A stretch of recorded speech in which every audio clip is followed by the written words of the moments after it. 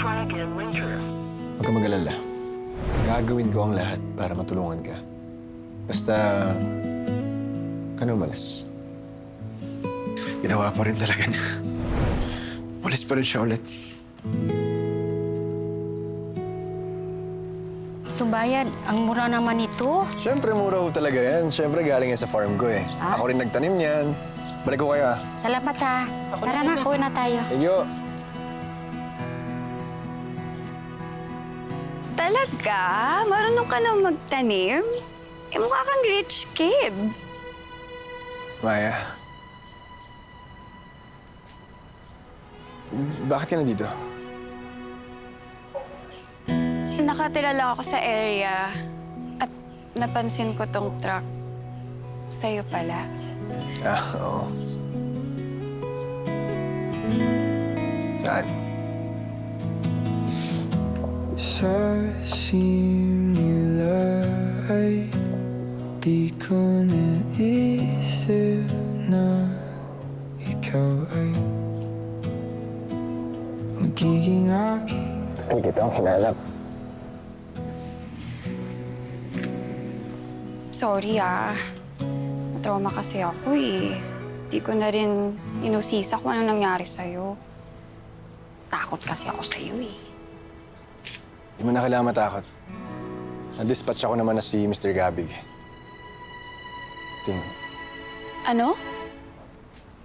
Ay, hindi, Hindi mo na kailangan matakot kasi hindi ka na naguguluhin dahil bayad ka na sa kanya.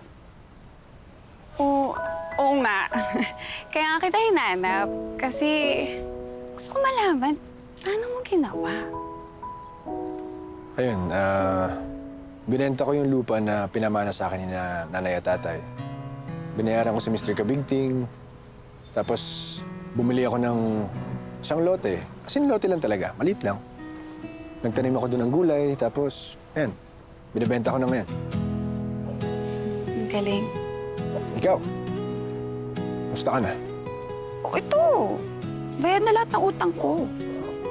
At never na never ako mangungutang ulit. My gosh! Stress yun. Paano? Eh, gaya nga na sinabi mo, di ba? Binenta ko yung mga luxury items ko.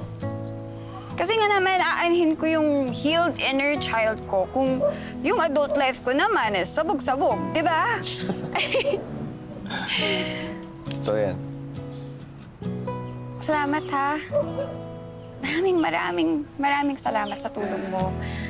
And promise, babayaran ko yung inabono mo. Promise. Sige, basta may maliit lang naman na interest. Mga 20%. Teka, computing ko, ha? Teka! Illegal yan, ha? Mr. Kabigting, is that you? Hindi, pero seryoso, mani-negotiate ko ba to? Well, kung makikipag-date ka sa akin, baka hindi na kita single, eh. Date? Seryoso nga. Seryoso nga, ni. Hindi, basta hindi ka nalilipat, hindi mo na rin ako iiwan. Oh. Walang iwanan. Till death do us part. Ikaw ay ligaya, aking ligaya.